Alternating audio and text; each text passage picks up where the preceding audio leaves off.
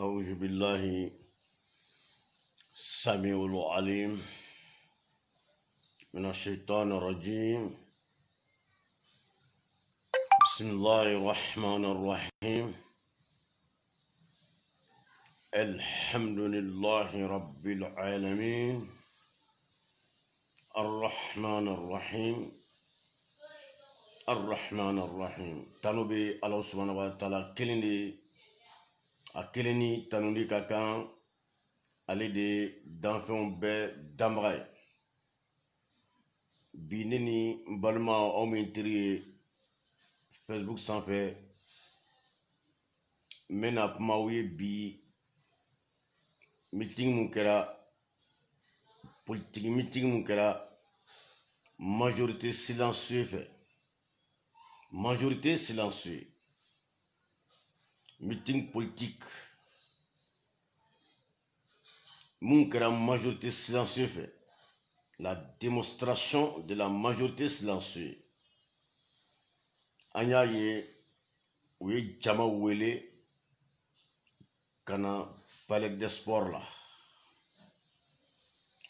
k'olu ye majorité silencieux. U ye jama wele ka na palais des sports la k'olu de ye majorité silencieux. K'olu de jamatigiw ye Mali kɔnɔ politique sira fɛ. An y'a mɛn Goyita da majorité silencieux. Wele mun kɛra ka na palais des sports la, mɔgɔ min ye wele kɛ n'olu ko k'u ye majoritéw ye, u ye maa mun wele denmisɛnnin fitininw. Denmisɛnninw ma se vote yɛrɛ fɔlɔ, u ma se vote ye, k'olu wele ka na k'olu kana kɛ jama ye, jama mun ni Mali jama bɛɛ de b'olu kɔ. N'olu b'u yɛrɛ sɔrɔ majorité la, denmisɛnnin mun tɛ da dɔn, olu welela katakataninw na ka na, k'u wele sotaramaw na ka na, k'u kana kuma, u bɛna kuma ni majorité tɔgɔ de ye. U bɛna kuma k'a fɔ majorité mɔgɔw don, k'olu de ye jama ye. Mɔgɔ min ye weleli kɛ, o y'a yira anw na bi k'a fɔ Mali démocratie a sera a dan na. Mali démocratie sera a dan na. Ka d'a kan minorité ko ko ale ye majorité ye. Jama tɛ mɔgɔ min kɔ, olu ko k'olu ye jamatigiw ye. O kama o kun kan ka bɔli min kɛ kunun n'o ye sibiri ye, u ye kunun bɔli bɔ a ma. U y'a bɔ a ma mun na? U y'a bɔ a ma parce que u y'a ye jama t'u kɔ.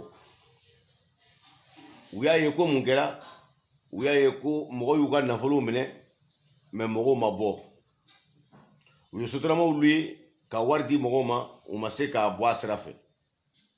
Sotarama bɛ taa jɔ karew kɔnɔ, a lankolon bɛ taa, a lankolon bɛ segin, mɔgɔ t'a kɔnɔ. Denmisɛnninw de sɔrɔla sisan k'olu la yɛlɛn ka taa n'u ye. Wagati min na u ka sigi kɛra, Suala Bayaya Haidara ni ale b'a a yɛrɛ danbe ka na silamɛya ma. A yɛrɛ b'a yɛrɛ danbe ka na silamɛya ma, n'o ye Suala Bayaya Haidara. Ale ko k'ale tɛ kuma fiyewu f'u ka mankan da. N tɛ kuma fɔ ka mankan da. N'a kun jɔra a kun bɛ si yen, mankan kun tɛ da. Ka d'a mun na? Mɔgɔ mun taara a kɛyɔrɔ la, olu n'olu tɛ fankelen fɛ. Olu ka miirina n'olu ka miirina tɛ kelen ye. Denmisɛnninw don, a fɔra k'u bɛna catiribɔ de la, a fɔra k'u bɛna concert de la. N'i bɛna concert la, i bɛ buru de fiyɛ. Olu ye buru de fiyɛ, u nana buru fiyɛ de kama, u mana meeting kama, u mana politique kuma kama, u nana min kama ka buru fiyɛ. Olu ye buru fiyɛ de daminɛ ko buru fiyɛ de dabila. Suala ko k'ale tɛ kuma f'u ka buru fiyɛ jɔ. U ko ayi, an tɛ buru fiyɛ jɔ, an nana buru fiyɛ de kama. U ye buru fiyɛ fo ka taa ban. Muso dɔ nana kuma ni o ye Fatumata Sakɔ. A ko 1 minute de silence. Ko miniti kelen ko k'o di jama ma, bɛɛ k'i makun. Bɛɛ ka to i nɔ la, bɛɛ k'i makun. Ayi, o de dɔ fara buru fiyɛ kan. o ye buru fiyɛ ka buru fiyɛ fo ka une minute de silence ban muso ko je vous remercie buru fiyɛ ma jɔ ne ko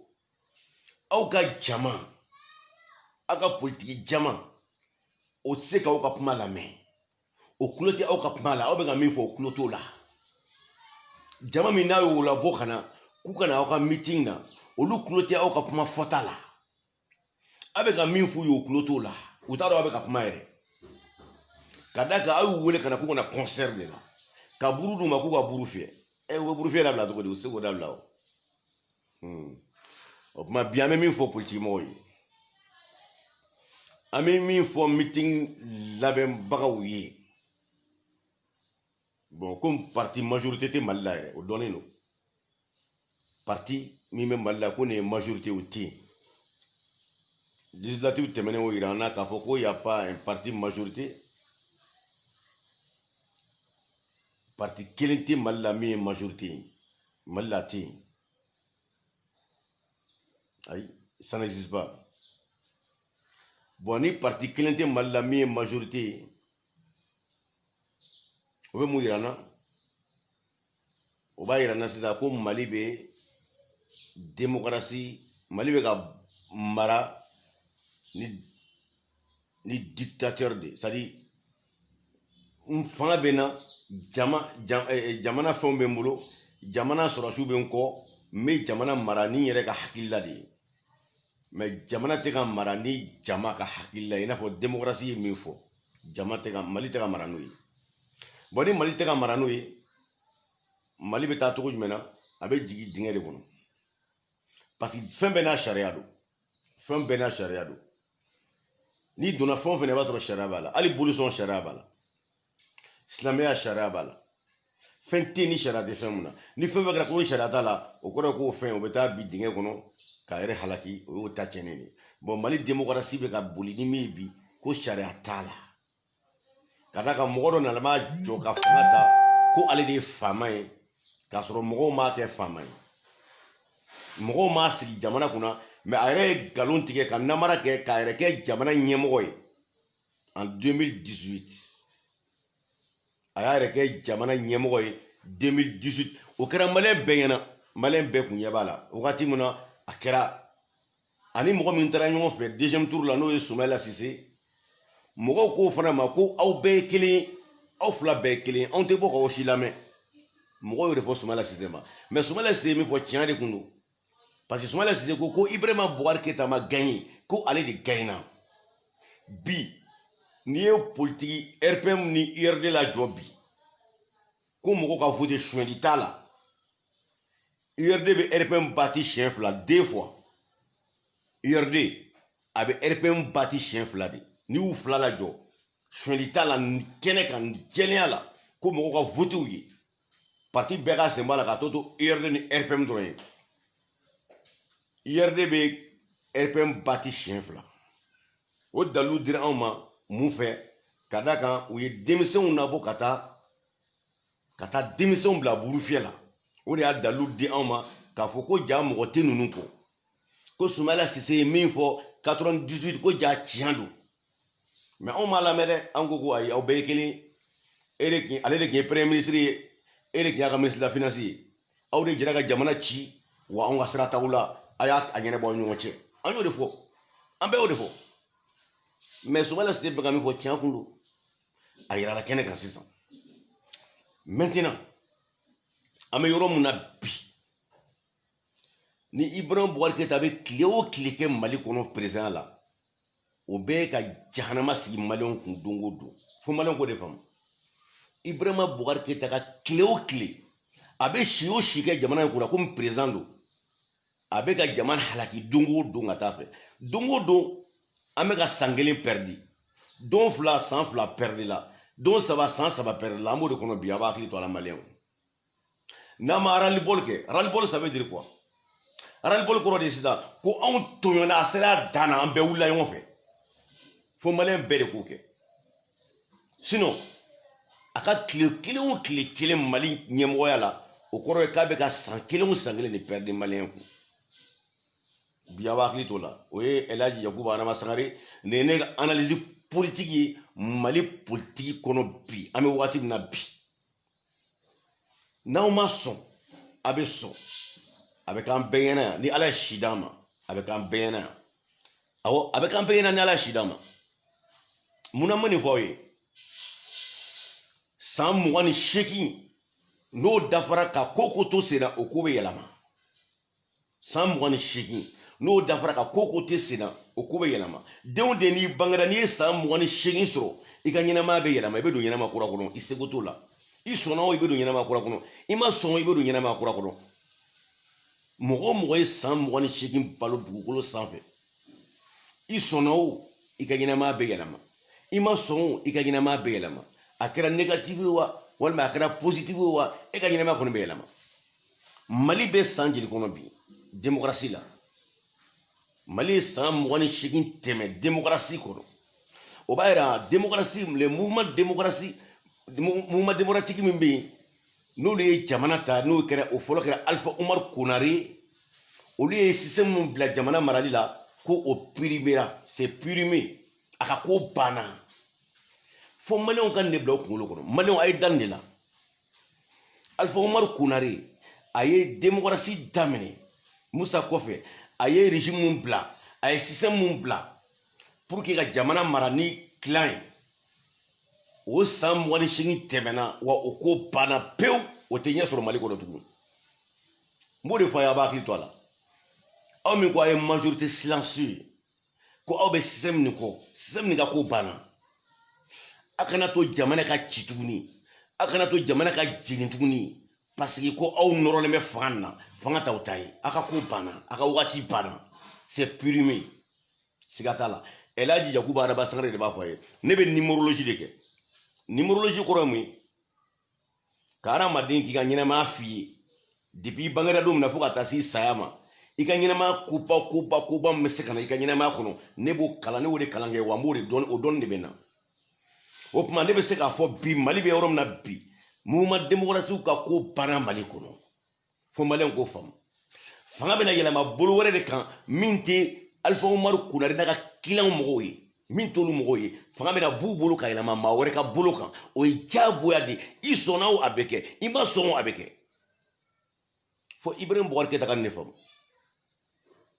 l'ancien premier ministre de Alpha Umar Konare l'ancien président de l'Assemblée nationale de Amadou Toumani Touré f'i ka ne faamu ka ne sigi kuluba ko jeunesse nana kama musow nana n'olu ye député musow nana kama organisation nana CEDEAO nana nin si t'a kɛ nin si t'a ɲɛnabɔ ka ne sigi kuluba nin si t'a ɲɛnabɔ ayi nin si t'a ɲɛnabɔ monsieur le président de la République du Mali Ibrahim Boubacar Keïta m'a fɔ i sigila 2013 n kan t'o ma mais 2018 sigili a dɔnna bi ko namara don ko sonyali don ko nkalon don o dɔnna kɛnɛ kan bi o tuma sisan ni malo tɛ fila ye malo dafara a bɛ ɲini fɛ sisan k'i ka mɔgɔw ka jamana i k'u ka fɛn t'u bolo u ka fɛn d'u ma u k'u ka jamana mara parce que nationalité kelen de bɛ anw bolo nationalité fila tɛ anw bolo nationalité kelen min b'an bolo o ye Mali de ye n'a tiɲɛna anw de bɛ to Mali kɔnɔ yan o tuma a bɛ ɲini fɛ k'i deli Ala kama Ala min bɛ danni kɛ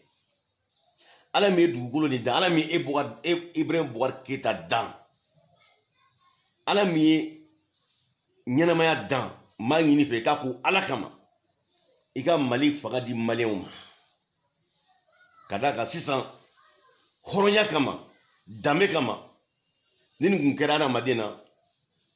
i bɛ jamana bila ka d'a kan k'e ye nkalon tigɛ i fadenw ɲɛna k'a fɔ k'e de ko nin tiɲɛ ye k'a sɔrɔ tiɲɛ tɛ n'o nkalon dara kɛnɛ kan i bɛ jamana bila bon a nkalon dara kɛnɛ kan bi k'a fɔ ko jama tɛ Ibrahim Boubacar Keïta kɔ ka d'a kan u ye denmisɛnw wele ka na buru fiyɛ k'u bɛ bɔ don min na u tilala ka nkalon tigɛ ko mɔgɔ dɔw deli k'u ka boli dabila o b'a yira jama t'i kɔ an b'a ɲini fɛ Ala kama Ala min y'anw bɛɛ dan Ala min ye nin donnen e la Ibrahim Boubacar Keïta n b'a ɲini fɛ i k'a ko Ala kama i ka jamana ni i k'a di majorité silencieusement o joni mo million tani shikina mo million keleni don de votera mo million tani woro ni ko olu de majorité jamana duma bo i ka démissionner ka fo aka jamana yata ne bolu ka here bolila kadaka aka wati clan le clan Alpha Omar Konare a ban wati bena ka régime bon nous ala wala tigero tugula soma o kera ka ban mais ni banama ma fu ka kramo frère ika au conseil islamique me kangar dawi ika au conseil islamique me kangar dawi ika au conseil islamique me kangar dawi chien saba o kangare mu u ka don mina Musa Traoré na ko kun teta aka wati bane ka teta aka kramo ke mi ni ma balima ni o e balakali vendredi noir do a bolila ka bɔ misiriba la sena fo a ka so a ka mobili jenina misiriba dala a don i ka conseil islamique ko Elhaji Yakubu Adama Sangare ka kuma do k'a fɔ a ye a ka kulo ma dayɛlɛ a ka kulo ma dayɛlɛ 91 Musa Traoré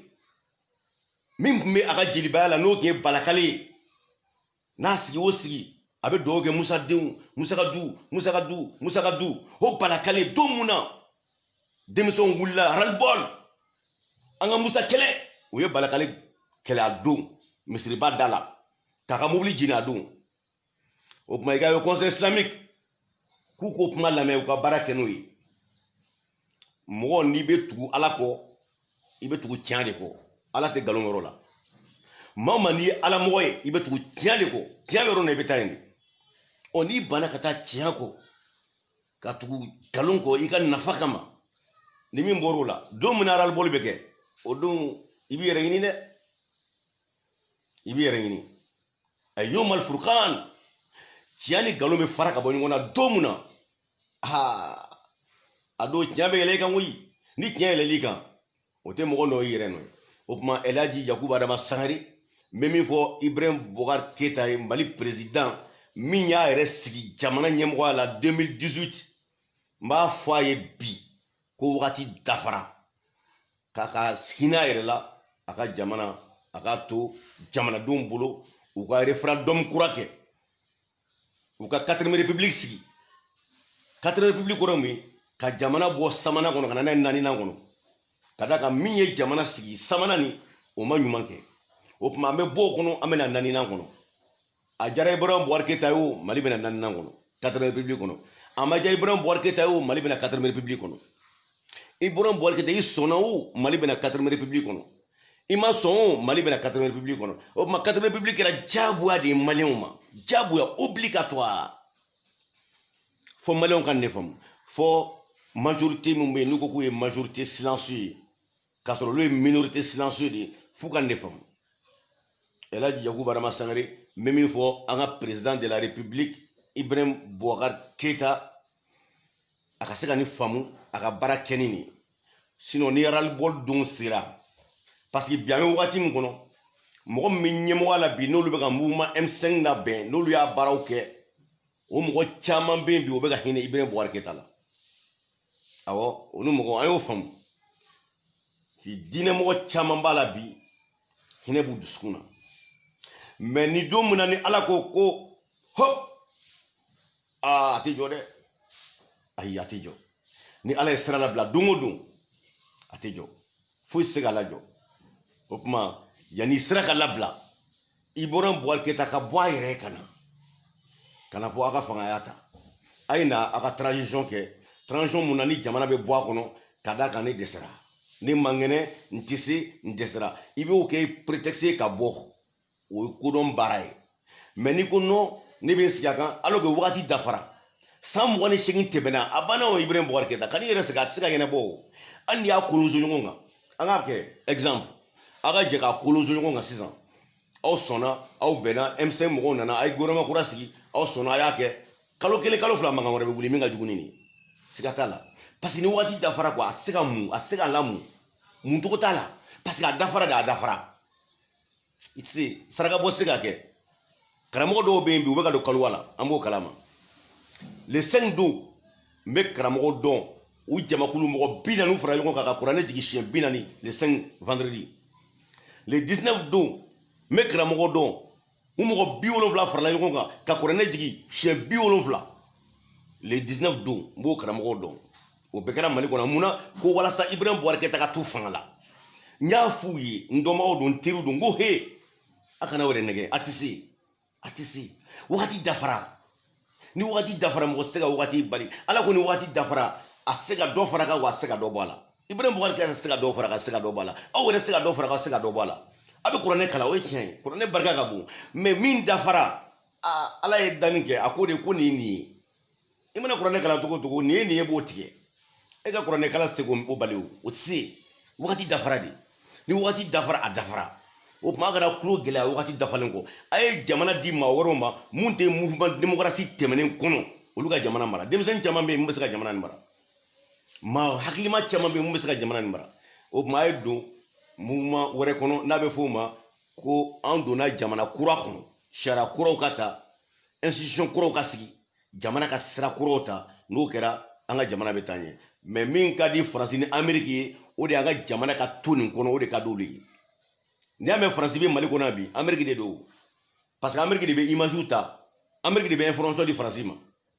aboko France teo Amerique de a bedui Amerique de be information di France ma barkan ni ame ko barkan be Mali la bi ni Amerique bora Mali la bi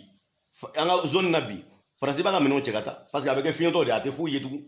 ni ame ko France be Mali kono do me information na ma to ne be ka nyemine Amerique de be ka nyemine o kuma malon ka boka fo Amerique ye ko Amerique ka taka bo ndala tout fait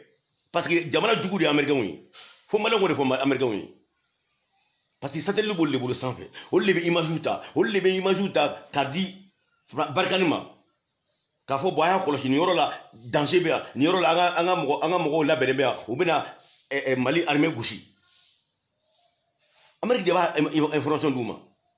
no kira olu fana banga anga mo olu ko kulu banga mo gidi kaso galondo u banga mo bla hita ni yoro la aita mission na yoro la u bita ka ta wure duma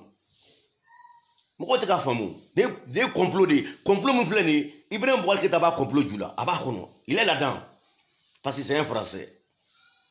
elle a yoguma na sangara fore nte mega kuma min fo wuli baludo nyenga enquête de ke kaye ka fo fait moyen Mali problème Amerique do France joroga France fanda jamana de fo tout bolo satellite tout bolo fo tout bolo ils n'ont rien Amerique de B sans fait on le be image ta on le be information la mais on le be satellite de bolo on le be fondi il reçu fana bo to la mais reçu te quand demain il reçu te o ma me frère de que c'est ça ka Amerique genga boandala na jamana kurasigi 4e république na sigira ame frère que ame Amerique gen ka boandala na Amerique genga boandala aba jamana be tanye mais na Amerique turandala al 4e république ni kono jamana talibe gelanye de o kuma même faut ka puma datugu globalement oye sando kera anye woleli kera kata 26 mars la mesiki nga wakati be ntingina ko kada ka ne be danga do danga FM woleli kera kata 26 mars la Amadou Toumani Touré ka fanga la aka fanga to kutola 115 100 fla à peu près c'est fait en 99 99 là o mo wele kata 26 mars la ko code de famille na min kera ma ben oui Amadou Toumani Touré ka fanga danga uma dawma oui assemblée danga ko de a voté uma dawma mama pumbe fanga kona wati a bedanga na danga wula beko o danga mun kera adun nama jega danga ni wuli al nan ni mo wore ay diko sigi Mali kuna amegla ka wuli diko kama Mahmoud Diko aya sigi semansi parrain anemu aba Ibrahim Boubacar Keita boy ka danga ni to danga ni mawulle ka sigi Mali kuna avec la tuguni ka busanta fana kama ka genga bo Mali kuno siga tala fo danga ni ngawuli ni danga ni mawuli fo siga Mali jiri antisi kada ka danga ni duna exemple kilembo dawma Nabila Nuhu alayhi salatu wassalam wagati mun na a den dɔ sira ma a sigilen bɛ komi a bɛ sunɔgɔ la a den dɔ b'o nana lajɛ o y'a sɔrɔ a lankolon don fini bɔra a ɲɛmaya la a den bolila ka taa kɔrɔ wele